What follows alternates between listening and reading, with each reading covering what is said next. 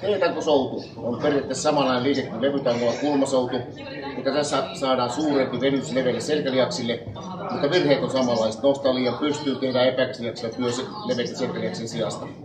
Tosiaan tässä venytys on tärkeä ja myöskin se vetäminen tuonne kuorman palleeseen. Nyt mä näytän, miten se tehdään se liike. Taas mitä leveämpi ote on, sitä enemmän se lapojen väliin. Ja jos on mahdollista tehdä tämmöisen otteen, mä näytän tällä otteella. Kuorma ylös, pieni nojaamme taaksepäin ja leveät selkästä venyy. Ja lähdetään vetämään sieltä kuorma, vetää palleeseen. Annetaan venyä ja pikkuinen liike eteenpäin samalla kun soudetaan. Noin. Noin.